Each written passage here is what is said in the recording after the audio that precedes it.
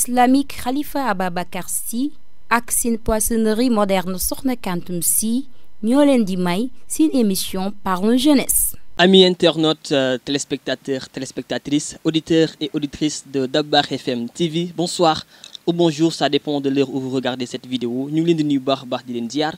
di leen dalal ci sunu plateau spécial Parlons Jeunesse, votre émission préférée bi nga xamante ne si dañ koo jox ñi nga xam ne ñoo di jeunes yi. Je pense que ngeen bàyyi ko xel bu baax a baax saa su ne di ànd ak ñun di safoo li nga xamante ne moom lañ leen di dégtal tey ñu ñëw fi indi leen beneen numéro de Parlons Jeunesse comme ni ngeen ko xamee rek chaque fois.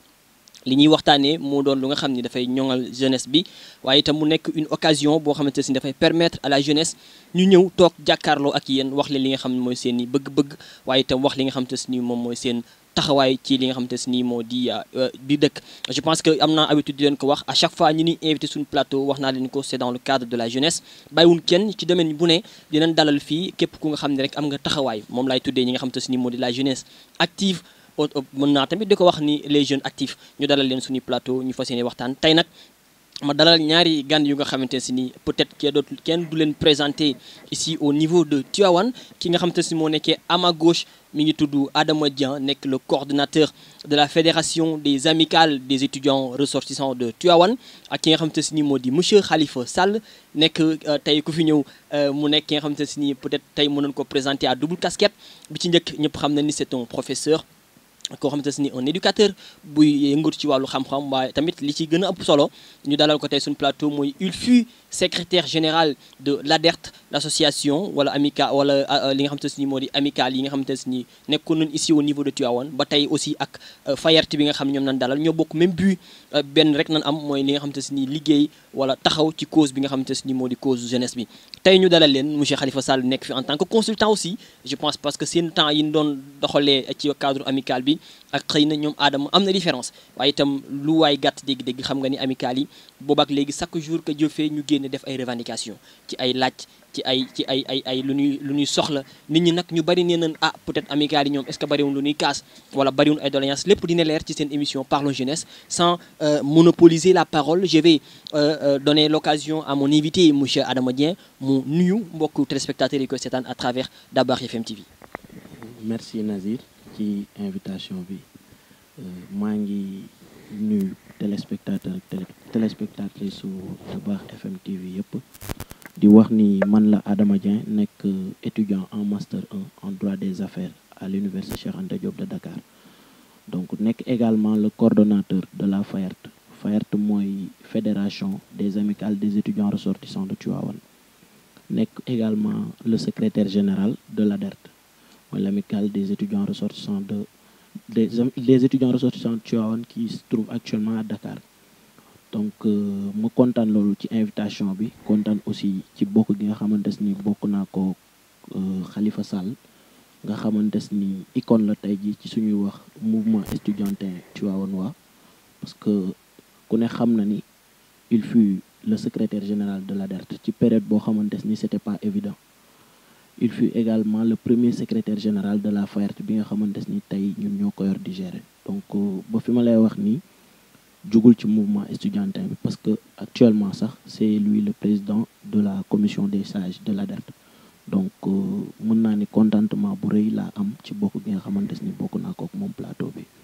Merci beaucoup monsieur Adama Dieng ci présentation bu am solo boobu damay daal di jàll ci ki nga xamante ne ni mooy suñu deuxième invité monsieur Khalifa Sall comme ni ngeen ko waxee il fut en 2014-2015 le secrétaire général de l'ADERT tey aussi ñu wax ni moom moo nekk ci boppu commission des sages bi nga xamante ne ni moo nekk ci FAYERT kon ñoom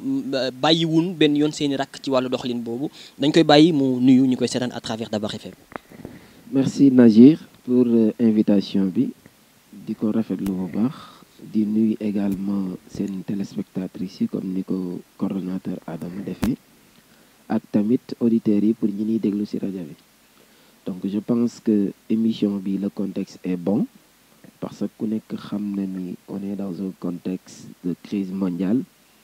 donc dana impacter li nga xamante ni moom mooy éducation donc Nazir ñu ngi lay invité ñu ngi lay remercier bu baax ci initiative bi mais également ci invitation bi. merci beaucoup monsieur Khalifa Sall comme ni ma leen ko waxee rek ñaar ñi laa fas yéene tey siqal waxtaan bi yaakaar naa mu daan a nekk waxtaan bu am solo waxtaan bu nga xamante ne nii war nañ fi mën a jël li nga xamante ne nii moo di njariñ Adama Dieng monsieur Khalifa Sall ñu fas yéene waxtaan tey ci cadre amical duñ ci génn mais nag comme dañu nekk ci actualité bu nga xam ni jamono ji ñëpp nañ xam nañ ko muy la crise pandémique bi nga xam ne actuellement lëmbe na jamono duñ tay di ñaan yàlla dogal mu daat fiy jógee Adama Dieng ngir nekk une association parce que quand on parle ci d'un cadre d'amical mën nañ ko tuddee association parce que ay nit ñoo ko regroupé même bu dul li ngeen di laaj tamit di ngeen di œuvrer ci cadre social donc tey comme toutes les autres associations est-ce que bi situation pandémique bi taxawee ak léegi en tant que coordonnateur de FAYART am na ay activités yu nga xam ne jot ngeen koo mëne pour participer ci liggéey bi mel nii. waaw d'abord damay kontaan trop ci tontu la ci question boobu parce que comme ni ko nit ñi amee habitude di wax rek quoi yenn étudiants yi ñoom dañuy laaj rek mais ñun moom heureusement newul suñu cas quoi parce que effectivement bi crise bi commencé donc essayé nañ jël devant yi xool ñun en tant que structure ban taxawaay lañ ci war a am donc ci kaw loolu noonu on s'est retrouvé entre président de structure donc président d'amical yëpp ñëw teew ñu xalaat ci ñu ni kon ku ci nekk ci ñun war na mën def participation financière donc bi loolu amee aussi ñu gis ko ñu jël ko amaat beneen cadre boo xamante ni toujours ci cadre étudiants yi mu tudd collectif 100 étudiants volontaires donc ñoom aussi ñu dajale li ñu yor ñun ñu boole ko yamuñu foofu noonu on a essayé d'aller voir toute la jeunesse tivaouanoise ñoom it ñu organisé woon autour d'une structure bu ñu doon woowee la jeunesse tivaouanoise di stop au Covid-19 donc biñ dajalee ñun ñëpp li ñu yoroon liñ jotoon am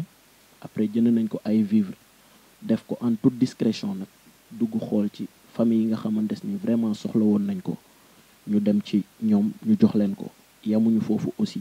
man personnellement en tant que coordonnateur de la FAYART je me suis rendu au niveau de l'hôpital donc gis naa foofu noonu on m'a mis en contact avec quelqu'un qui m'a expliqué que ne actuellement ñoom li ñuy xaar ci ñun mooy sur le côté de la sensibilisation de même adjudant Baldé bi ne service d'hygiène aussi c'est ce qu'il m'a dit donc yamuñu foofu noonu après on s'est organisé entre étudiants ku ci nekk ci quartier bi nga dëkk nga fexe nan ngay duggee ci gox ak goxaat yi wax ak famille yi aussi ku ci nekk nga justifier wu existence su maladie bi parce que comme ni ñuy wax am na ñoo xamante ni ba léegi dañuy entêté wu di nier existence bi donc lépp luñ ci mënoon daal muy ci sensibilisation muy ci dimbali leen je pense que en tant que étudiant def nañ ko mais en tant que aussi doomi Tivaouane donc pour man daal suñu participation li ñu waroon def nañ ko te aussi yamuñu ci parce que sensibilisation bi ma lay wax nii ba léegi nii aussi ñu ngi ci dëkk quoi. d'accord merci beaucoup ci leeral yooyu am na solo je pense que taxawaay bi comme ni nga ko waxee am na solo ndaxte tamit bokk na ci li nga xamante ni seen rôle la je pense que étudiant am na ci cadre bu nga xam ni moom lañ koy xoolee lu bon comme ni nga waxee surtout ci cadre sensibilisation mu nekk lu am solo mais dañuy daal di jàll ci ki nga xamante ni moo di monsieur Khalifa Sall dégg nga li nga xamante ni sa naataango bi wax na ko seen rakk yi nga xam ne tey peut-être que ñoom ngeen légué lenge yi ñoom ñu nekk ci aussi di doxal vous avez été président de l'ADERT daan doxal liggéey bi tey gis ngeen ni xale yi jël nañ relais boobu noonu di ko doxal yéen tamit taxul ngeen génn ci parce que gis naa ñu ni vous êtes le secrétaire général de la commission de suivi commission des sages donc tey ban gis ngeen am ci seen doxalin yéen par rapport ak bi nga xamante ni jeunes yi wala ñi yor amical bi actuellement ni ñu ngi koy doxal. effectivement Nagir dafa am benn maxime bu célèbre bu ñuy wax ne aux âmes bien nées la valeur n'attend point le nombre des années mu mel ni mu ngi ci dans le site de Pierre Corneille. loolu tey yaakaar naa ne buñ ko doon tënk ci wolof rek mooy puso bi tey jii ñoom mujjee nañ ko mais réeraluñ ko donc kon macha allah dañ ciy remercier le coordonnateur Adama Dieng ci taxawaayam muy un étudiant vraiment déterminé donc pour la cause estudiantine donc du coup kii yooyu nga ma wax pour ma def ci un peu analyse muy participation bi nga xam ni moom la étudiant bi di def ci localité bon moi je dis que loolu war la parce que le rôle de l'étudiant dans sa localité kooku dafa war a doon lu war étudiant mission warul doon rek comme ni nga ko waxee sànq manifester casse mais li mu war a def tamit mooy di participer au développement de sa localité te dans ce contexte du Covid-19 su ñu def ay sensibilisation partout di sensibiliser yamuñu ci mais ñuy def tamit ay distribution de vivres. Je pense que loolu c'est le rôle de l'étudiant mais en général le rôle de la jeunesse. am na solo li nga wax ni parce que ñëw nga ci cadre distribution de vivres yi Adama aussi wax na sànq ci maanaam jot nañu dugg ci yenn kër yi ci en toute voilà ci sutura bu yaatu te daf ci am solo nit nga dimbali ko ci cadre sutura mais daf may permettre ma rebondir ci benn question fonds yooyu ngeen am parce que gis naa nga wax ni 100 étudiants volontaires je pense am na xëy na benn stratégie boo leen teg pour am fonds yooyu da ngeen def appel ci les autorités wala yéen a booloo seen biir am lu mel noonu jël ko dimbalee ko seen gox. waaw merci aussi encore ci question bi parce que man bon dama bokk ci ñi nga xamante dañu jàpp ni nit ki bon bu fekkee da nga jug pour dimbali da ngay dimbali ci li nga xamante ni yow moom nga yor donc collectif 100 étudiants volontaires cadre la bu regroupé woon ay étudiants donc dañ ne woon chaque étudiant sas nañ la 1000 francs bu ñu ko dajalee ça va tourner autour de 100 000 francs 100 000 francs bien vrai que montant bu dérisoire la mais ça peut servir à quelque chose mais comme li ma la wax après gis nga ni dañu dem vers des collaborations donc pour gën a mën xaalis bi gën a bëri luñ doon am daal lu benn structure doon am bon je pense que boo dajalee 3 structures après moom moo doon gën quoi mais c'était basé sur des cotisations boo xamante ni étudiants yi personnellement ñun ñoo ko doon def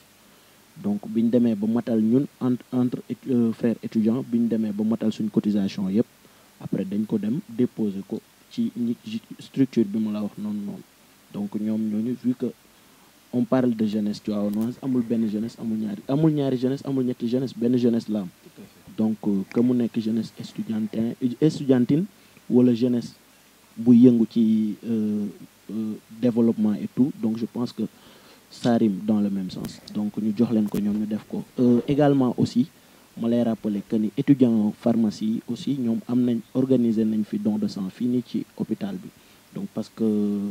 banque de sang bi fii nii ñu doon signaler que ni manqué na et que ñoom aussi ci kaw fële ci université bi dañ leen wax ni leen képp ku ci nekk ci localité bi nga ne boo leen mënee dimbali aussi ci don de sang aussi ngeen def ko donc ñu def ko hôpital bi aussi ñu rafetlu ko ñoom ñëpp vraiment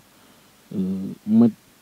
bëggoon aussi waxaat la lool rek quoi ci action yi nga xamante ni jotoon nañ ko ci. effectivement mu nekk lu am solo je pense que daf may permettre ma daal di dugg ci question bu nga xam ni xëy na ñu bari moom nañuy xaar ndax suñu xoolee bu baax par rapport à vos questions wala par rapport à vos réponses gis na ni yéen umpale woo leen li nga xam ni moo leen war ci seen société mais nag ñu dugg léegi nag ci li nga xam ni tey xëy na moo war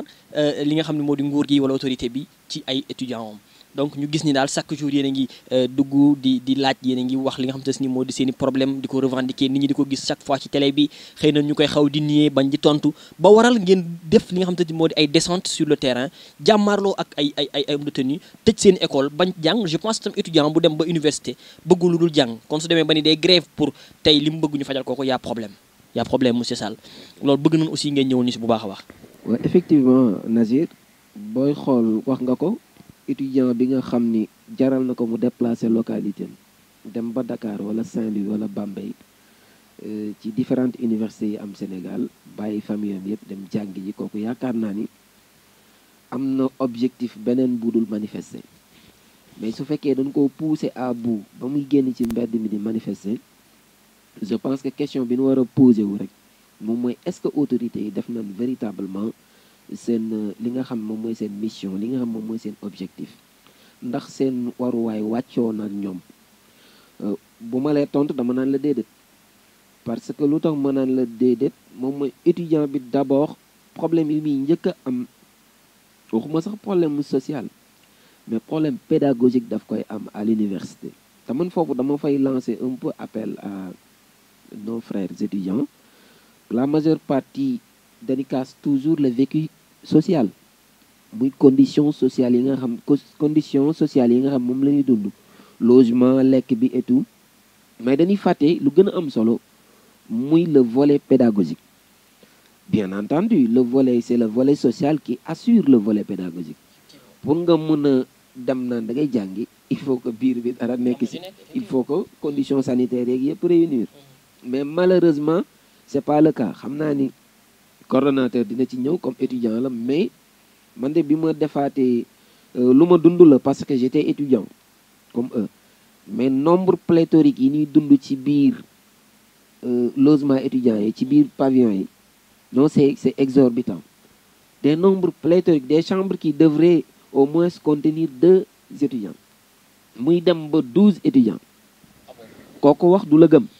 Mais c'est une chambre bu waroon a jël 2 étudiants nekk 12 étudiants ci benn chambre. Effectivement. Et en plus ñeen ñi da ngeen bëgg a jàng. Effectivement. Y a problème. waaw loolu mooy xew d'ailleurs la nuit bu tàngee ba tàng da ngay gis étudiants yi di génne ci biir chambre yi di lal ay matelas ci couloir yi loolu ce sont des faits du lu nu créé et les faits sont têtus. boo demee université à partir de 21h étudiants yi dañuy teel a tëdd jëlee sa caméra nga dem dans les couloirs amul benn couloir pavillon booy dem te doo fekk ñu takk ay moustiquaires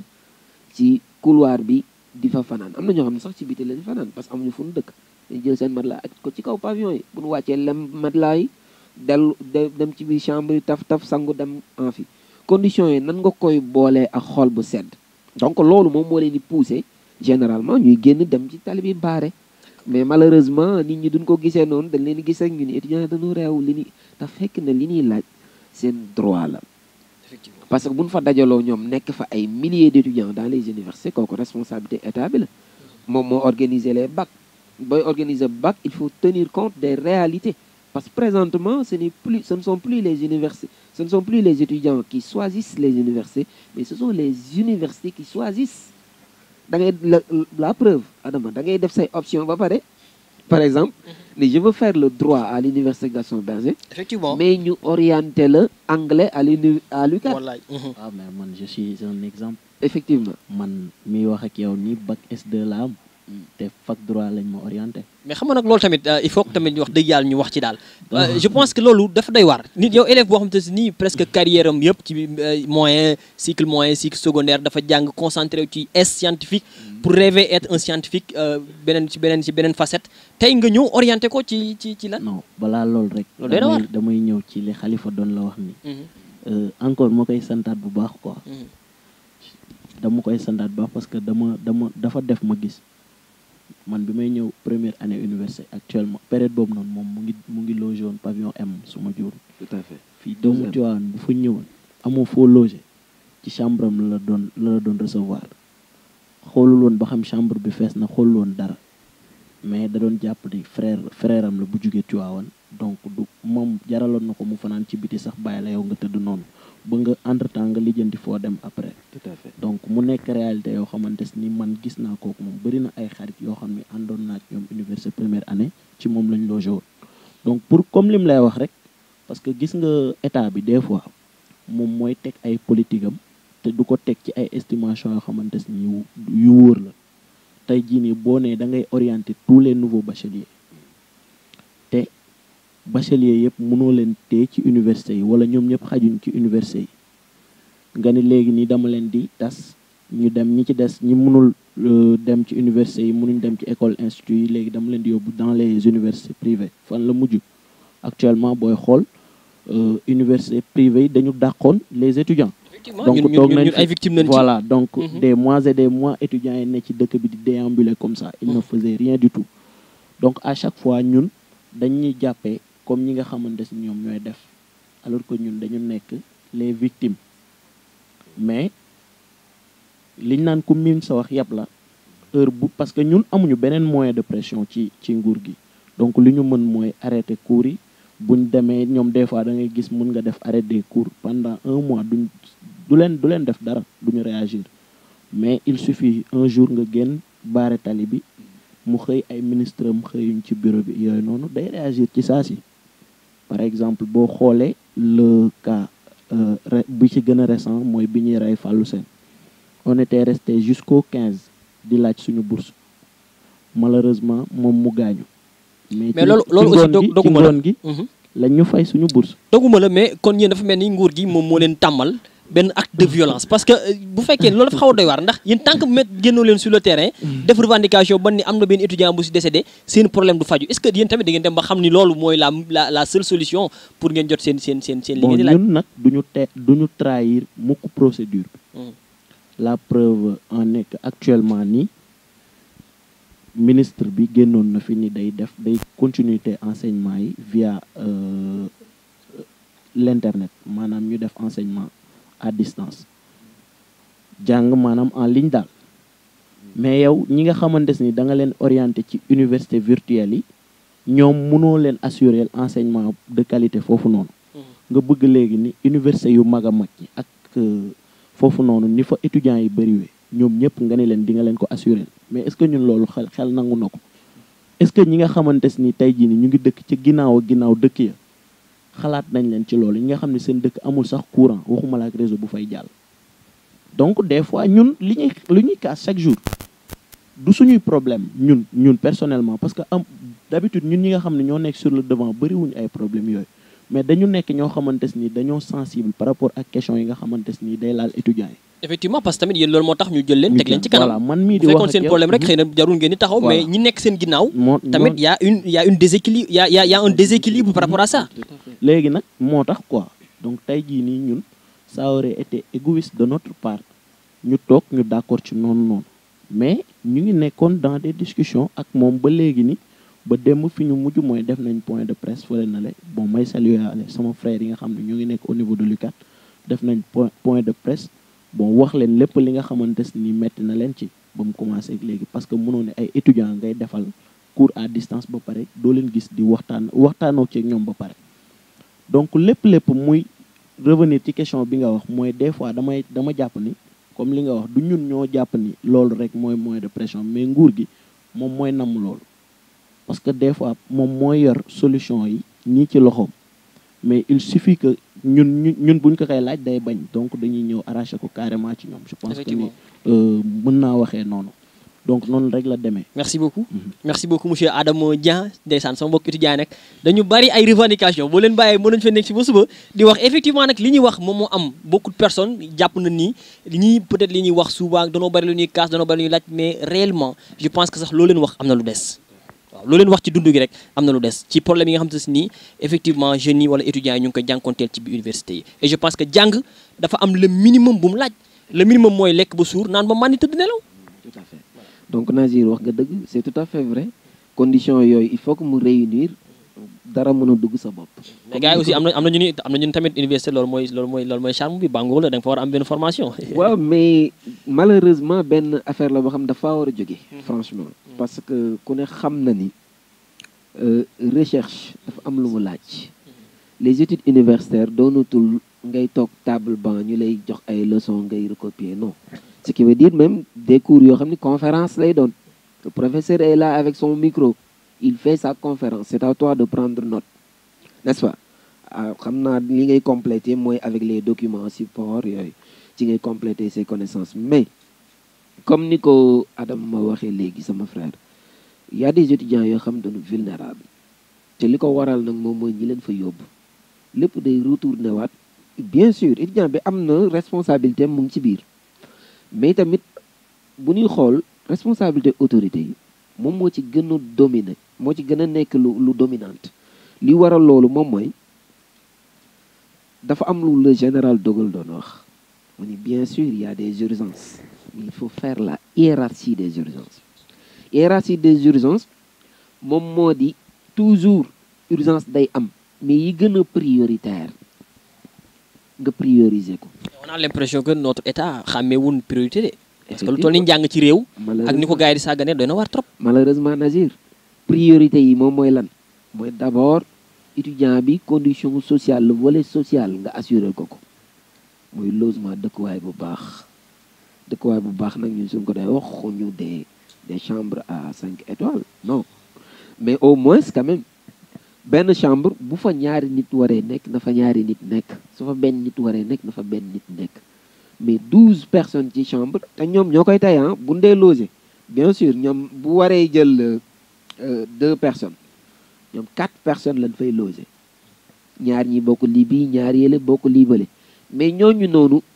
conditions sociales yi seen frères yi di dund frères étudiants yi moom moo leen di poussé Adama wax na la ci benn léegi man ma nekk étudiant il y avait d'autres frères yu ma doon héberger moom sax da doon ñibbi daawul loger bi université da doon ñibbi biir Dakar moom Adama mais fa la daan jaar dañuy passer du bon temps waxtaanee débat actualité yi naan ataay et tout avant ñu pause heure de pause yi ni am bu nu defee cours ba pare. donc du coup am na étudiants yoo xam dañuy nekk ci dañuy vulnérable donc looloo tax seen morom yi nga xam ni ñoom ñoo am sens suñu loger dañ leen di héberger hébergement boobu pourtant l'autorité de l'université xam na ko chef de pavillon yi xam nañ ko mais recteur bi xam na ko directeur COUD xam na ko mais dafa mel ni je m'en foutisme daf ci am. dañ ciy teg seen tànk. dañ ciy teg seen tànk parce que ñooñ noonu boo leen teree ne leen bu leen fanaan fii te wutaloo leen fu ñu fanaan mais ñu yëngal tamit université donc du coup conditions sociales yi franchement dafa doon loo xam ne lu nu léger la te loolu moom mooy assurer volet pédagogique bi wax naa ko sànq parce que boo nekkul ci conditions yu baax boo yeewul yeew boo nelawul nelaw bu baax mais boo demee fac da ngay énervé wu mais vous faites le constat duñ ay sociologue mais celui qui n'a pas bien dormi bu nelawul bu baax bu ñëwee toog ak yow fii tuuti ngeen waxtaan rek mu énervé wu xuloo am donc étudiants yi yooyu la ñuy dund conditions yu métti yooyu la ñu dund beneen bi des mooy restauration xam naa Adama dina ci ñëw mais restauration bi c'est un réel problème à l'université. mais foofu doguma leen tam mais restauration bi est-ce que amul gars yi damay gis gars yi dañuy dem université parce que man peut-être aw ma chance su dem université voilà dund ak ñi nga xamante ne moo di parce que ñun tamit comme ni nga ko waxee rek on est victime des écoles privées ñu orienté ñu malheureusement métti na daal doy na war trop mais da ngay gis gars yi tamit dañuy dem université ñëw di leer am yaram xaw a xees tuuti est-ce que tamit restauration bi tamit dafa mel jaar na yoon de. bon man li ma lay tontu mooy lenn dama suivre démb le professeur Seydi journaliste bi ne ko mais professeur ndax sport yow sa activité yu bëri yi nan ngay defee sport mu ni ko mais sañu ma bañ a def sport parce que képp kuy lekk rek war ngaa def sport mais xanaa xamoo ni yaram bu bëri li ngay lekk moo baaxul mais booy lekk lu baax sa yaram wóorul nga ne. mais loolu gars yi il faut ñu comprendre ko de parce que da nga dem université ñëw gars yi nag attention. lekk suñu yaay dañoo yaakaar université noos moo fa nekk de. effectivement loolu la da ngay ñëw leer am yaram. mais malheureusement bu nu demee foofu dañuy xam ni la réalité est autre étudiants yi ñoom ñooy jéem a neexal nag université ñoom parce que ñoom ñoo fay créer ay climat di dem sport dem corniche ba et tout ñëwaat organiser ay compétition tout ça pour oublier rek conditions yi difficiles yi ñuy dund mais su fekkoon dañuy s'apitoyer sur leur sort comme ni ñu ko waxee kon duñu fa def sax un mois dañuy ñibbi te y a des étudiants yoo xam ni ils ne parviennent pas à tenir surtout les étudiants qui viennent des contrées très reculées et villages yu reculés yoo xam ne ñoom li ñu xam moom mooy lekk naan dem liggéey ñëw donc ngay indi leen biir université conditions yi changé balaa ñuy lekk dañuy rang pour dugg ci université bi. même bu dul loolu sax bala ñu am cohabitation mën a miinanteeg nit ñi problème lay doon. tout à fait problème d'intégration du coup ñu bëri dañuy démissionner. démission bi mooy da ngay jékki-jékki rek gis mu dem dootul demati université day dem wut yeneen activité biir Dakar bëri na fi étudiants yoo xamante ni yaa ngi leen gis ñuy liggéey foofu di jaay soit ay puces wala ñuy def ay activités génératrices de revenus fekk na démissionné nañ bu yàgg parce qu'ils ne peuvent plus tenir. envie bi aussi nekkatu fa te jàng envie la envie bi nekkatu fa parce que li leen waroon a jox motivation moo fa nekkatu. effectivement muy les conditions sociales. d'accord donc loolu tamit lu am solo la mais malheureusement nos autorités restent toujours inertes face à cette situation. dëgg la doy na waar trop donc les chers amis téléspectateurs yi ñuy topp saa su ne si suñu émission Parlons Jeunesse am na benn touche bu bees parce que wax naa leen ko Parlons Jeunesse c'est un moment de partage d'échange aussi à travers des connaissances ñu indi benn rubrique bu bees jagleel leen ko bu tudd ma référence à chaque fois ñuy tànn benn légende wala benn personnalité bu nga xamante si ni mi ngi fi wala nekkatu fi waaye daal nekk na ku nga xam ne ñun jeunesse bi war nañu mën référé wu ci ay actam yi nga xamante ne def na ko ñu jël ko introduire leen ko mu benn rubrique boo xam ne indi na leen ko ñu dem à la régie ànd seeg suñu technicien Pape Ndongo Pouy.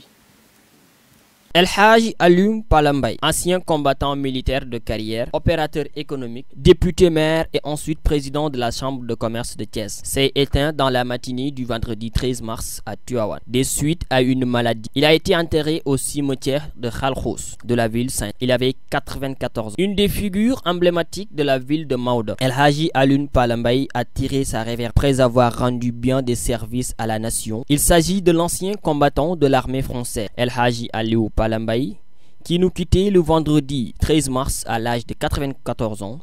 comme lors du Gamou. Tivaouane a refusé de monde. dès l'annonce de la triste nouvelle. El Hadji Aliou Pala Mbaye est élu à cet effet deuxième député maire de Tivaouane après l'indépendance. Né le 15 décembre 1915 à Rufisque, commandant de l'armée de l'air française, il a servi au titre de l'assistance technique française à Tambacounda, dont il fut le commandant de cercle de 1959 à 1963.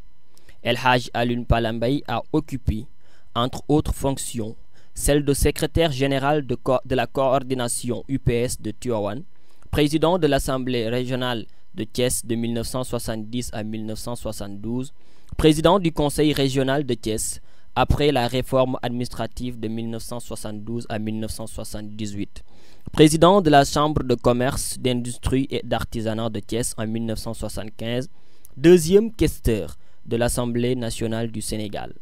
Aura dirigé la commune pendant 10 ans jusqu'au 28 mars 1978. Tout d'abord, dama leen di nuyu sargal leen kontaan ci li ngeen ñëw di ma laaj ci sunu baay Aliou Mbaye Pala yéen seen maam la mais man sama papa la ndax j'ai fait longtemps avec lui bi mu ñëwee Tivaouane def politique man ci jëkk ànd ak moom ci laa bokk ànd ak moom bàyyi politique ma remplacé ko à Tivaouane nekk maire de la commune de Tivaouane pendant longtemps. Aliou Mbaye Pala nekkoon une référence française d'abord, ensuite une référence sénégalaise ndax dafa nekkoon ak tubaab yi bëgg ko gëm ko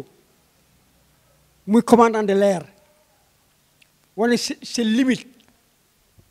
ba retraité ñëw ci Sénégal gouvernement Sénégal ni ko yow duy la bàyyi mu nekk mu yor poste yu nekk yor na ko ci Sénégal gouverneur, assemblée nationale, assemblée territoriale, région, ensuite Tivaouane le fermé sa carrière politique. Mais il a été un exemple à Tivaouane. Tivaouane mos la am maire bu mel ni Aliou Mbaye Pala bëgg nit xam nit gëm nit mën a liggéey pour nit. doo ko dégg mukk mu wax lu ñaaw Aliou Mbaye Pala nekk na fi ba bàyyi kenn mosu dégg ne Aliou Mbaye Pala mas naa wax nit lu ñaaw que ce soit nga ànd ak moom mbaa nga bañ a ànd ak moom ñëpp la yemale woon ñëpp la bëggoon kon moo tax ma wax ni Aliou Mbaye Pala était l'exemple góoma Tivaouane dina amat ku mel ne Aliou Mbaye Pala góoma ko sax moom ko amul góoma mais c'est une certitude ku mel ne Aliou Mbaye Pala dans cette ville-là dootul am man nuy wax ak moom nag ba nuy wax ak yéen dama ko xam sama papa la woon mu ñëw ma ànd ak moom at yi bu def yëpp maa ngi moom ñoo ko ànd ak sama yeneen xarit ñoo xam ne ñu ñëpp léegi génn àddina ku mel ne El Hadj Moustapha Niang ku mel ne El Hadj Moustapha Mbengue ku mel ni Maodo Mbaye ak ñeneen ñu ñëpp léegi génn àddina man maa ci des di mën a wax ak yéen kon li ma si mën a wax bari na bu ñoon wax fii ba ëllëg may waxtu du ma dellu ci di leen ñaanal yàlla sàmm leen guddal seeni fan dafa leen di réussite dans ce que vous faites ci seen rajo Dabakh FM yàlla na yàlla jàppale ci barke Seydina Mouhamed Rasoul sallallahu alayhi wa sallam barke alxuraanul karim. Merci beaucoup à sunu technicien Pape Ndongo Pouy ci reportage boobu ñu doon waxtaanee tey ku nga xam ni kenn dootu ko présenté au niveau de Tivaouane xëy na jeunesse ñu bari di ko dégg muy monsieur Aliou Pala Mbaye ñu doon def tey li nga xam te ni moo di portrait waaye itam jaar-jaaram mu nekk ku nga xam ni ku war a mën a jàng la ci moom un petit mot sur suñu reportage bi Aliou Pala Mbaye. waaw reportage bu am solo la parce que mun nañ wax ni Aliou Pala Mbaye dundoon doowun ak moom mais ñu ngi dégg ci moom lu bëri icône la ci ñi nga xam ne ñoom ñoo nekk ci Tivaouane autorité d'ailleurs tuddee nañ ko sax benn école donc bu amul woon jaar-jaar yu baax sama papa daan na ma nettali ne ma pilote la woon sax moom donc du coup li ko jëlee France ba indi ko duñ dugg ci détails yooyu mais ku xam responsabilité sociétale la donc su ngeen ko tànnee moom def ko icône def ci moom reportage je pense que lu war la. Effectivement Adama ñu ñoo ko seetaanandoo reportage bi on parlait d'un grand-père bu nga xam ni am na rôle bu mu joué ci biir Tivaouane. voilà donc ñun ñi nga xamante ne bokk koñ aussi bon mais kontaan nañ ci trop tey ci xam gi nga xamante si ni aussi permettre ngeen ñu ko aussi ñu nit ñu am ci quelques connaissances hormis école bi ñu ko tuddee et je me rappelle même que benn jour am na benn autorité politique bu fi doon ñëw une fois muy romb këram rek dafa taxaw mu ni fii de am na góor gu mag gu fi dëkkoon après dafa wàcc directement sax dugg ci biir kër gi donc Idrissa Seck la woon donc mu doon ñun jeune jamono jooju noonu lu ñu jaaxaloon daal noonu wax kon kii nii donc il était connu d'un peu partout donc tey jii nii ñuy wax ni kontaan nañ ci trop vraiment. Machallah, c'est le seul objectif de notre reportage bi nga xamante ni à chaque fois dañ leen ko indil du fi jeex légende yi ñu ngi fi ñi nga xamante ni jot nañ fi def ay jaloore yu am solo te ñun jeunesse bi ñu war a mën jàng ci moom bari nañ fi seen émission Parlons Jeunesse chaque jour noonu lay demee dina ñëw tànn kenn waaye itam duñ mën a wax te remercier wul ñi nga xam ne ñoom doon àndal si émission bi muy suñu sponsor yi nga xamante ni tey peut-être bu ndee ba émission bu mel ni jàppandi ginnaaw yàlla ñoom la donc la ilaha illallah la ilaha illallah Muhammadur Rasulullah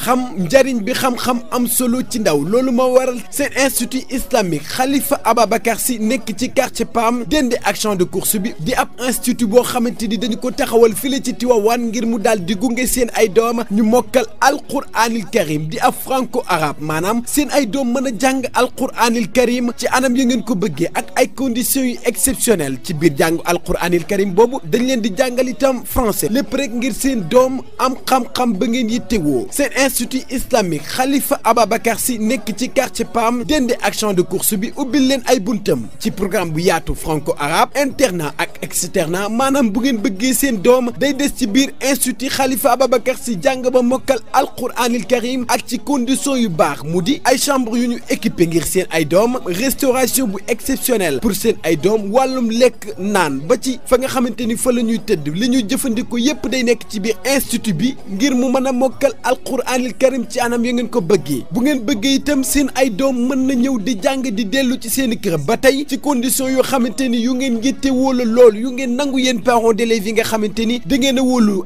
institut islamique Khalifa Ababacar Sy seen institut daal dafa taxaw ngir seeni doom mokkal alquranil karim institut bi moom doo nga fii def lu exceptionnel maanaam di jàngal seen ay doom altine ba aljuma di leen may samedi ak dimanche ngir daal di gën a saytu seenu xam-xam te xam ni ndénkaane dafa am solo lool institut islamique Khalifa Ababacar Sy day dalal góor ak jigéen jàngal leen ba ñu mokkal alquranil karim waaye tamit di leen jàngal français mën ngeen ñëw fekk ci quartier PAM dende ak champ de course bi wala ngeen jokkoo ak directeur institut bi di oustaz Seer Diop ci 77 982 71 18 wala 76 611 32 03 wala 77 350 51 53 xam-xam bu sell wóor ak ci anam yi mu gënee fenn dong la am ci institut islamique Khalifa Ababacar Sy indi leen seen ay doom ngir ñu def xam-xam bi gën ci ñoom.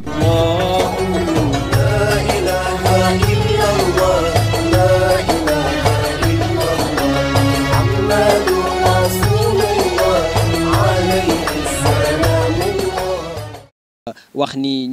mën nañ ci lim ki nga xam te ni moo di institut islamique Cheikh Al Khalifa Ababacar Sy nekk institut bu nga xam indi la leen programme bu yaatu dem leen ngeen seeti ko chaque fois ma wax leen ko donc yéen yor sa doom muy góor ba muy jigéen am nga possibilité mu dem fa jàng ci cadre internat wala externat ci bépp domaine ñu jàngal ko ba yàlla dogal mu génn fa ak jàmm route de PAM la nekk ci yoonu course bi ku fa dem rek incha allah di nga leen mën a jot bu soobee yàlla balaa suñu émission jeex dinañ joxe li nga xam te moo di seen numéro waaye itam di gërëm bu baax a baax suñu sponsor ñi nga xam te ñoo di waa ici and Dabo business ñoom ñi nga xam te aussi indi na leen poissonnerie moderne jooy ci lu jëm ci wàllu jën moom jeex na fi au niveau de Tivaouane képp ku bëgg jën muy coof di gambas di sompat monsieur Sall demal fi nga xam te ni moo di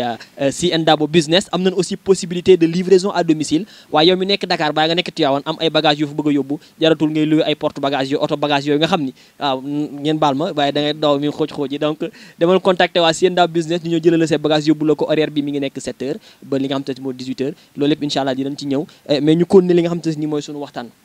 ñu ngi doon toll ci aspect bu am solo donc dañuy dugg directement ci benn cadre mooy à chaque fois wala sànq ba la ñu leen dégg ngeen wax ci cadre état bi mais nag état bi aussi ci cadre éducation gis nañ ni y a une décentralisation c'est-à-dire que état bi moom moo jël lépp léegi actuellement téeko gox bu si nekk am na municipalité am na mairie on vous a mis en rapport avec vos jeunes avec vos étudiants ñu am ay subventions wala ay taxaw yoo xam te ni war nañ koo amal seen diggante ak yéen man je veux savoir exactement situation fan la toll je commence par Adama d'abord après ma ñëw ci ki nga xam te ni moo di Khalifa. waaw d'accord damay rafetlu vraiment question bi parce que je pense que ñun suñu problème yëpp mu ngi tourner autour subvention malheureusement maire bi nee na c'est pas obligatoire quand même donc loolu mu nekk lu ñu metti trop mais subvention bi balaa ñu koy jot dinañ ci daj lu ne pour dire vrai suñu subvention wu 2019 année 2019 jeex na fi 2020 la ko ñun waa ADERT jot di soog a jot waa université bu Thiès aussi seen amicale bi fa nekk 2020 lañ jot seen subvention wu 2019 donc de même que waa Bambey tey jii nii waa Ziguinchor waa Saint-Louis ak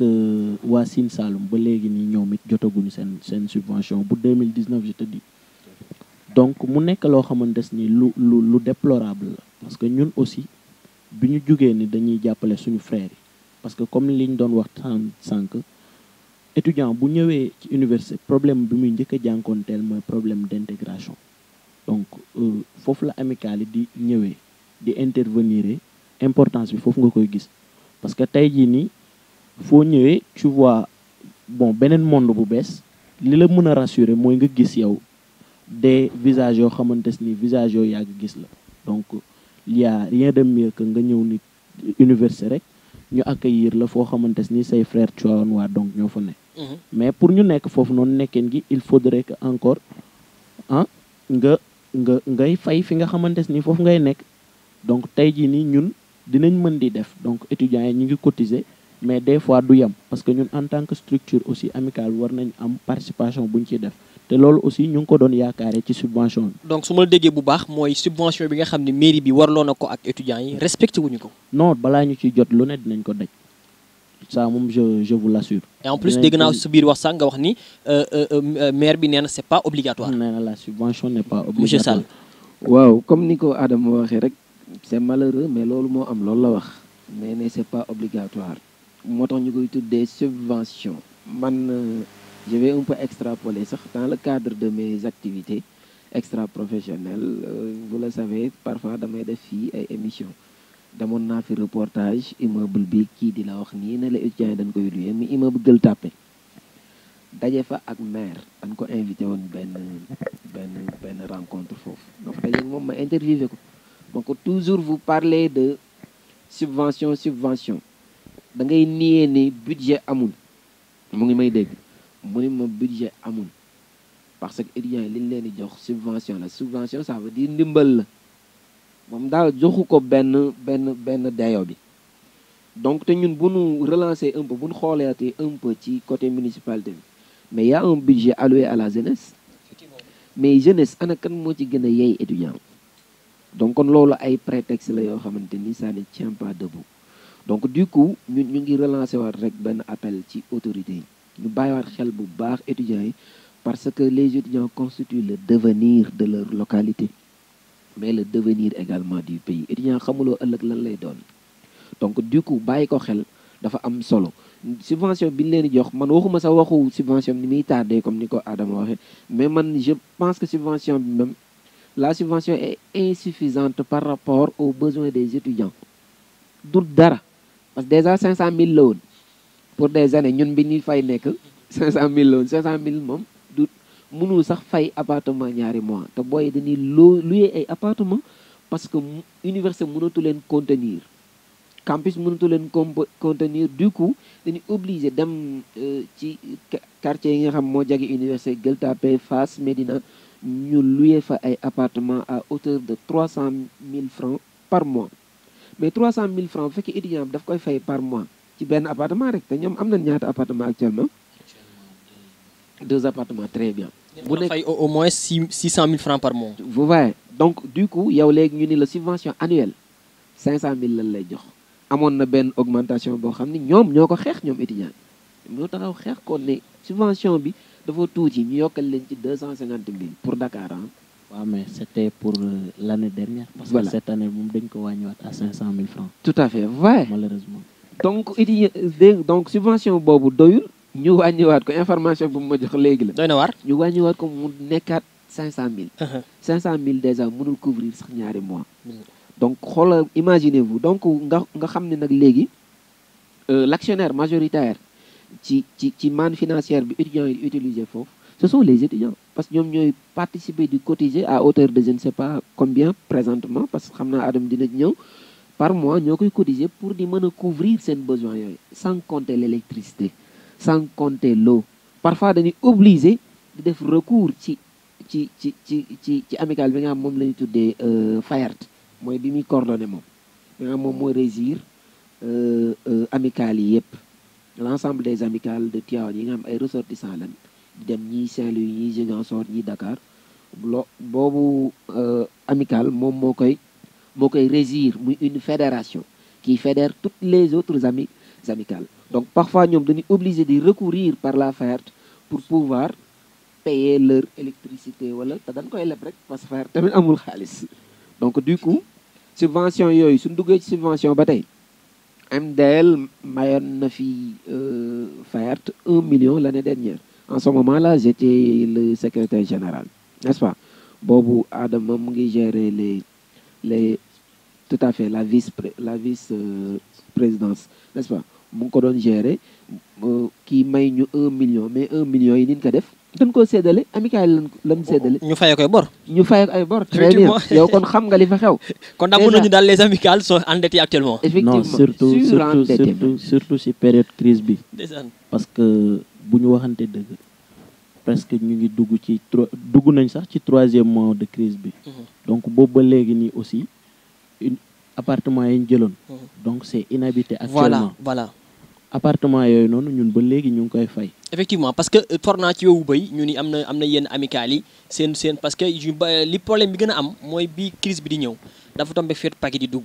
beaucoup d'élèves wala beaucoup d'étudiants quitté seen logement yi ñëw bi ñu ñëwee nag ñu tëj frontière donc vous n'aviez pas la possibilité d'aller rejoindre vos locaux tey ci ginnaaw digg nañ ñu ni am na ñu bari ñoo xam ne ñu ngi dajji seen appartement di yóbbu seen i matériel boobu ak léegi. mu nekk lu ñuy ñaawlu tamit mu ngi xewee Bambey donc ay appartement wu étudiants yoo xamante ni ñu ngi koy dajji di jël seen bagage ci kaw loolu aussi bon étudiants yi président Atoumane ma koy nuyuwaale de passage. Atoumane un frère ñu koy nuyu moom aussi bu baax. def na démarche yu bëri bon pour mun am autorisation dimbali ne serait-ce que ses frères pour ñu jotaat seen i bagage mais malheureusement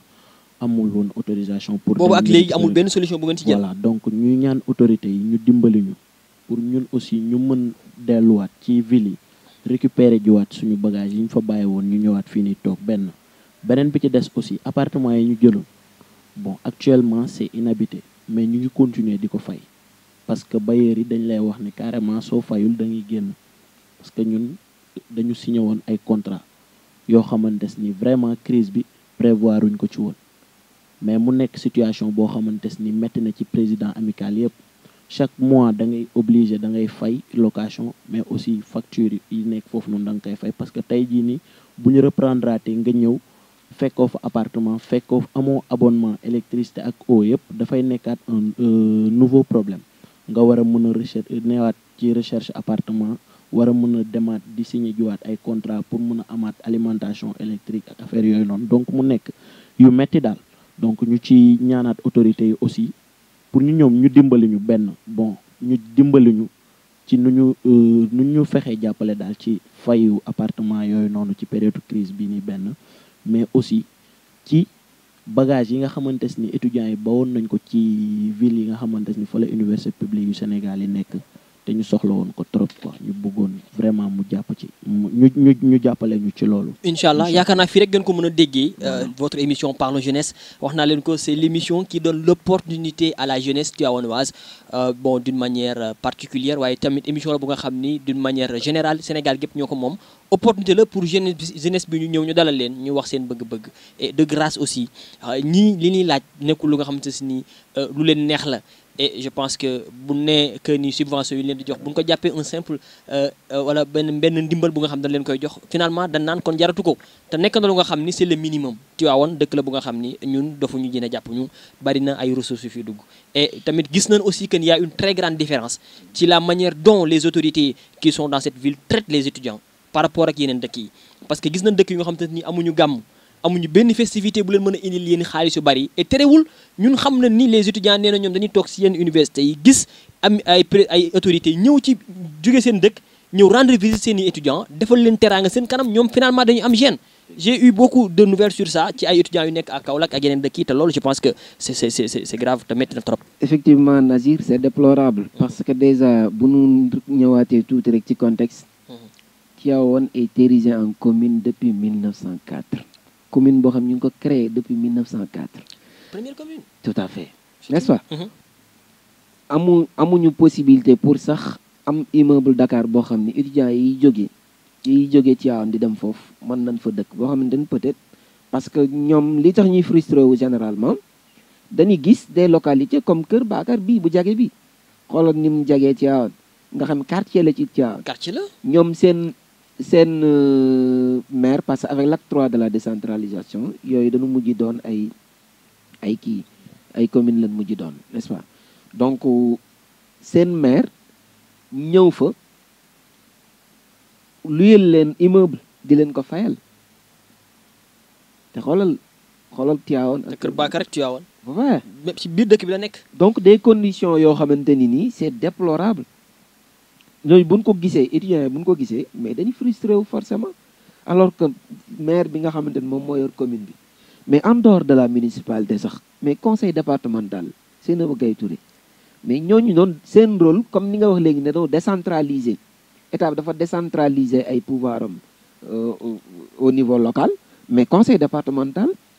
dafa war rattaché directement ak la jeunesse dafa leen war a sax subventionner mais malheureusement subvention boobu furaas daal xëy kenn du ko gis d'ailleurs Adama mu ngi nii mu ngi ci amicale bi depuis est-ce que mas naa gis conseil départemental subventionné amicale Seynabou Gaye Touré man j'étais toujours en compagnie des étudiants donte doonatuma ko damay ñëw di ànd ak ñoom même suñu dee def ay visite àndoon nañ fa bu ma jumul Adama mi mu ngi woon ci délégation bi ñu dem gis Seynabou Gaye Touré expliquer ko les conditions des étudiants mu def ay promesses mais jusqu'à présent rien. Concernant également les députés Yaya Diallo je l'ai interviewé moi-même mu def ay promesses ne mu demee Assemblée nationale donte député amul pouvoir ci subventionné ak yooyu mais am na benn pouvoir moom mooy dénoncer mu ne woon bu demee Assemblée nationale Yaya Diallo mu ngi may déglu mu ni ma bu ma demee Assemblée nationale danaa fa porter seen combat bi muy problème yi ngeen am. amul benn suite. mais jusqu'à présent il n'y a pas de suite donc malheureusement crise d'autorité moom moo am Tivaouane. effectivement pour dire vrai. effectivement foofu bu ñu bañ la dog crise d'autorité dafa am Tivaouane je pense que problème yi nii man parce que li ma ci gën a jaaxal mooy problème yi nga xam te ni jeunesse bi ñu ngi koy laaj lu simple la te bu ñu waxantee dëgg nag ñàkku fi. ñàkku fi vraiment ñàkku fi ay autorités yu nga xam ne même bu fekkee ay hommes de bonne volonté nan ñàkku fi ñu nga xamante ne ni dégg nañ étudiants yi coono yi ni jànkonteel de grâce c'est le moment ñu ñëw jàppale ñi nga xamante ne moo di jeunesse Tivaouane bi parce que muy Tivaouane di Sénégal jeunesse su tey mooy avenir u demain donc je pense que nekk na lu am solo te nekk na lu nga xamante ne ni c'est déplorable comme ni ko monsieur Khalifa Sall waxee et je pense sans pour autant tarder ñu dem seet suñu deuxième rubrique bi nga xam ne ñu ngi ko tuddee le saviez-vous nekk notion bu nga xam ne wala rubrique bu nga xam ni à chaque fois dañu jël benn concept bu nga xam ne tey ñu bari xëy na ñu ngi koy ignorer wala jàppuñu ko wala am na lu nga xamante ne ni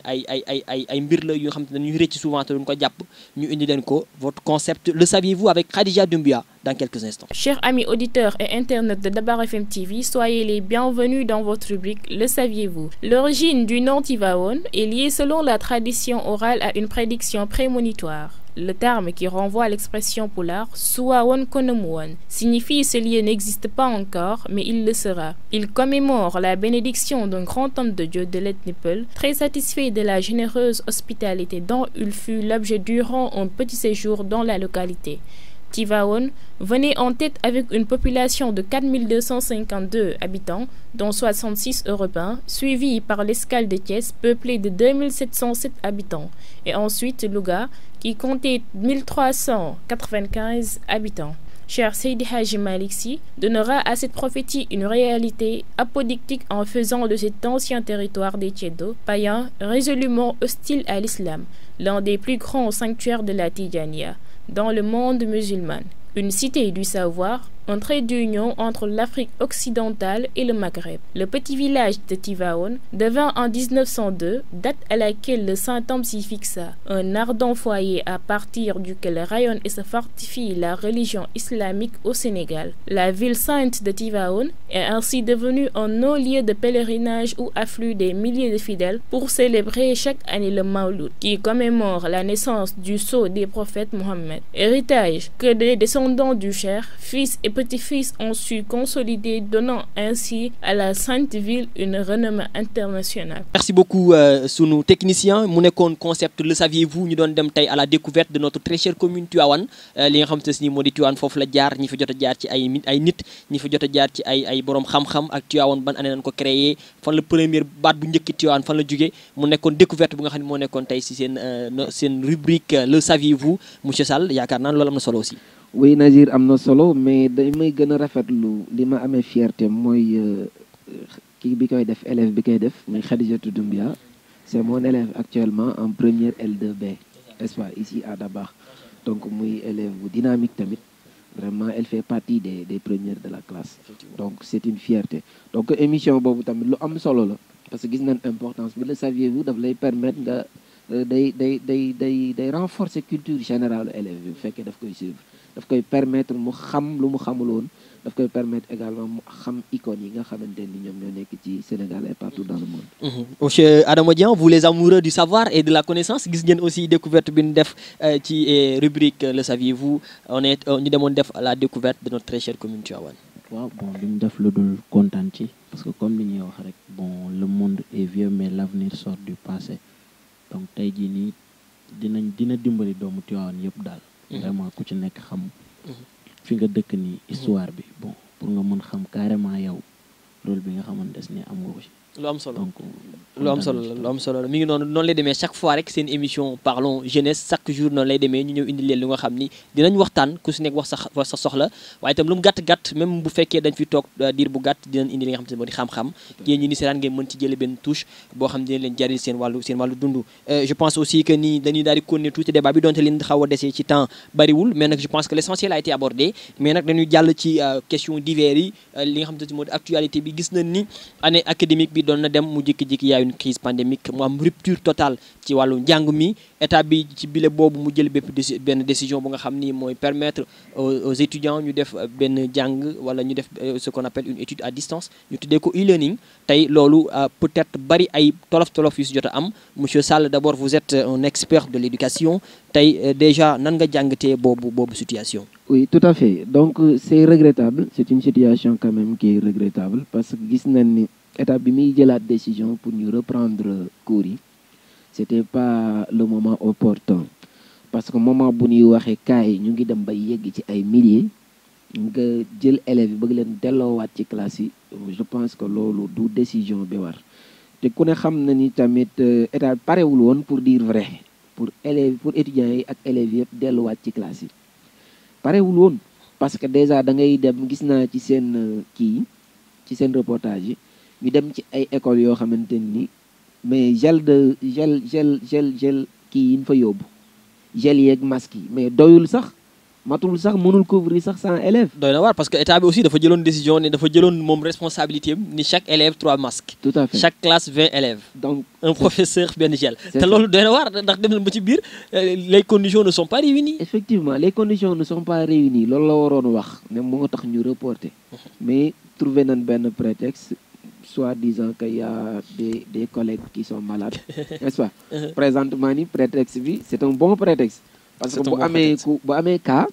actuellement, il faut que mu am 15 jours pour la phase d'incubation pour ñu mën a xam ndax wér na wala wérul wala mun na waale wala munu waale pour ñu mën a ubbiwaat école yi. Donc ci temps boobu noonu dinañ ci lijjantiwaat seen gel yeeg yooyu pour renforcer ko ci école bi man je pense que loolu moom mooy analyse bi ma ci mën a def mais état parewul woon pour delluwaat ci classe yi. Donc beneen bi ci des muy bi nga wax muy cours en ligne yi lu baax la mais malheureusement les conditions d'accompagnement n'y sont pas, n'est-ce pas? Les conditions d'accompagnement nekkuñu fa parce que conditions d'accompagnement bi am na zone yoo xamante ni couverture du réseau yeggu fa dañu am problème connexion même pour woote waxantuma laak nag connexion internet. Donc du coup kooku nga bëgg ko defloo cours en ligne par force donc il y a des problèmes man waxuma ni baaxul de ak a baax parce qu'il y a des pays même présentement yu koy def c'est bien dafa war di accompagner sax cours yi. mais ñooñu am nañ développement bu nga xam ni tey xëy na àggagun fa parce que foofu wifi moom xëy na gratuite lay doon élèves dañuy am subvention connexion ku si nekk am nga ordinateur fii pour nga am ordinateur sax c'est un problème. On va vers ça mais conditions yi moom moo matagul mais on va vers ça parce que fii sax commencé nañ ko au niveau de Tivaouane d'ailleurs moi je donne des cours en ligne ici à Dabakh. Donc dans votre chaîne Dabakh FM TV mu nekk aussi émission boo xam te ni c'est reconnu sur le plan mondial muy cours ciblé. Tout à fait dama fay joxe ay cours donc mu doon initiative bu baax mais malheureusement mesure d'accompagnement yi nekku fi parce que étudiant dafa war a am déjà machine bu baax boo amul machine sax moom benn smartphone bu baax bu sophistiqué boo xam ni dina mën a accueillir vidéo yi ñu koy envoyé ou bien même présentement liy xew ci nouvelle technologie muy Zoom am prof bi day nekk fële di def cours mu koy gis à travers la télé à travers comment dire l'internet n'est-ce pas donc mais malheureusement condition yooyu yëpp nekku fi problème beneen bi ci des moom mooy étudiants yi déjà seen bourse crise bi métti goo xam bu ñëwee dañ koy partager ak seen parents malheureusement donc mënatuñ ci jënd connexion pour di mën a suivre cours yooyu de réels problèmes yoo xamante ni nii mënul ànd ak jàng. bari na donc waaw bu ñu toogee bu suba di ci wax. je pense que problème yi mu jànkonteel. donc Covid-19 bi moom c'est une crise mondiale boo xam nan ñaan mu jóge fi. incha allah parce que bu jógewul mën na jur leneen. tout récemment manifestation yi am parce que ñu dañoo sonn. ñu tëj leen ci biir kër yi am ñu lu lekk. am ñu lu naan franchement. ils vont sortir. dañuy fippu c'est ça effectivement je pense que problème yooyu nga wax dañ ci rebondir ñëw ak ki nga xam te ni moo di Adama parce que man xëy na moom frère est un président d'amicale di may gis chaque fois gars yi di ko woo surtout nag étudiants yi nga xam ne ñu ngi ci yenn dëkk yu xaw a sori dañu am problème connexion donte ni comme ni ko monsieur Sall waxee l'idée est bonne voilà tey xale yi ñu ngi toog seen kër jàngiwul ñu teg benn plan stratégique boo xamante dina mën a suivre ay cours en ligne mais nag bu ñu xoolee Sénégal ñi ko mën ak ñi ko mënul dañ tolloo am na ñoo xam te ni am nañ accessibilité comme ni nga ko waxee à l'internet am na ñoo xam te ni même pour ñu am charge bu seen téléphone vidé pour ñu am charge c'est un problème dañuy mujj di yóbbante on a vécu ça da ngay mujj jël sa téléphone yóbbante ko ci ñuy dem ci horaire suba yi pour dëkk bu am courant bu ñu wàcc indaaleel la ko tey yow loolu mu nekk ay problèmes yoo xam ni seen biir amical yi am na ñoo xam te ni problème boobu nañu am nan ngeen koy dundee yéen. bon d'abord sax am nga yow yaa ngi wax ci ko am téléphone te nekk ci foo xamante ni amul réseau mais ñi amul téléphone nag. boo gën a métti sax ñi amul téléphone. ñi amul téléphone nag xam nga bon boo xoolee. état bi lancé woon na fi benn politique mooy un étudiant un ordinateur. mais day nekk yoo xamante ni da dul am suivi de telle sorte que après échec moo ciy suivre xam nga donc à chaque fois léegi yow bu dee en temps normal mënoo assurer une bonne gestion de ça. nga bëgg ñu nekk en période de crise nga bëgg a dem vers l'improvisation mais ñan ngay sacrifier ñun comme li la kii doon expliquer suñu problème pédagogique bi ñuy ñëw on était 4000 nouveaux bacheliers faculté de droit donc foofu noonu tey 4000 yooyu noonu nga bëgg leen ñoom 4000 ñoom ñëpp dañu mën jàng xam nga même en temps normal duñu am kii ni duñu am enseignement de qualité ci biir faculté bi tey jii nii nga bëgg leen assurer enseignement de qualité via l'internet mais loolu noonu loolu c'est impossible te comme par exemple ñun ñi nga xamante ni dañuy jàng des sciences yoo xamante ni ay sciences sociales comme lu mel ni droit mais ñun waruñoo am formation boobu noonu ñun dañu war a am formation boo xamante ni tey jii nii bu ñu génnee parce que nous devons être des références tey jii nii dañu war di génn di wax loo xamante ni vraiment lu dëggu la et que loo xamante ni kenn mënu ci wax kenn mënu ko weddi mais booy xool ministre bi mu génnee li mu njëkk a wax mooy maanaam ñoom balaa dara xew année blanche ñoom écarté nañ ko mooy maanaam dans tous les cas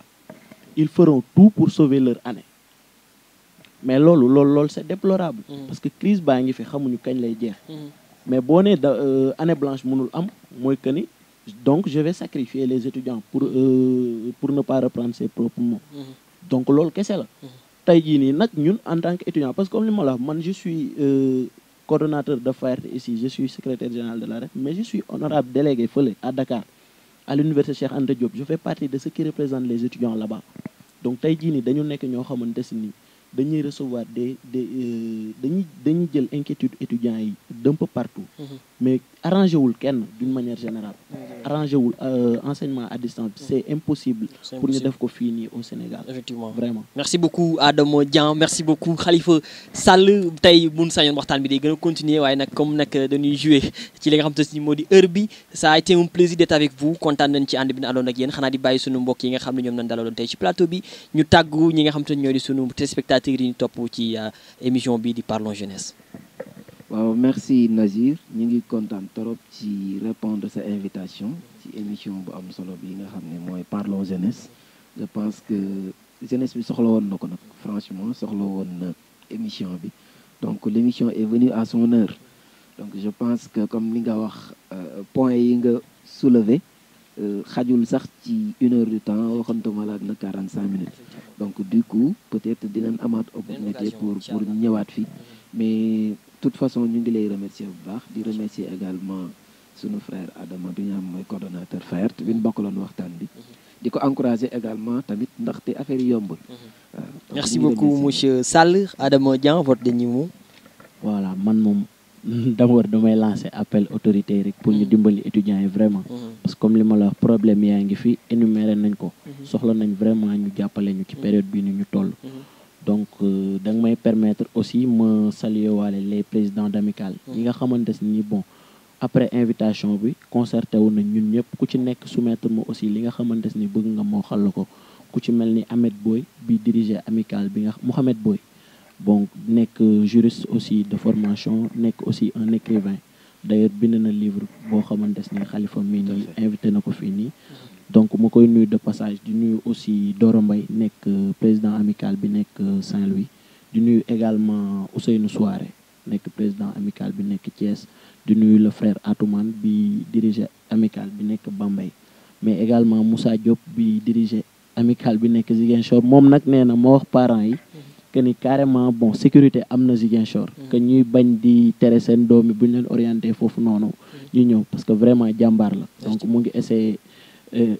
élargir benn cadre foofu noonu pour étudiant Tivaouane waaye mais également le frère Alsane Sylla bon di leen nuyu waale ñoom ñëpp di wax autorités yi vraiment ñu ñëw jàppale ñu ci période de crise bi parce que étudiants yi vraiment soxla nañ ko voilà. merci beaucoup Adama Dieng merci beaucoup Khalifa Sall sunu ñaari invité yi ñu àndaloon tey ci waxtaan bi di doon waxtaanee li nga xamante ni moo di dund ak bi nga xam ne mooy situation bi étudiants yi jamono ji di jànkonteel ñu si doon ànd ak ñoom ci waxtaan bi kontaan nañ ci ànd bi ñu àndoon ak yéen di gërëm bu baax ñun àndaloon muy suñu sponsor yi waa institut islamique Cheikh Al Khalifa Ababacar Sy ak ñi nga xamante ni ñoo di waa CN Dabo business wax naa leen ko lépp lu jëm ci wàllu jën dem leen ngeen contacter leen waaye itam livraison de bagage contacter leen waa CN Dabo business ci seen numéro 77 145 07 56 ak 77 353 70 19 ak 33 955 62 77 waaye itam waa ICAS institut islamique Cheikh Al Khalifa Ababacar Sy quartier PAM Tivaouane ku leen bëgg a jot mën nga leen a woo ci 77 982 71 18 ba 76 611 32 03 ba 77 350 51 53. Ça a été un plaisir d'être avec vous, nos amis internautes qui nous suivaient à travers Dabakh FM TV. C'était tout pour votre émission Parlons Jeunesse. Merci, à la prochaine.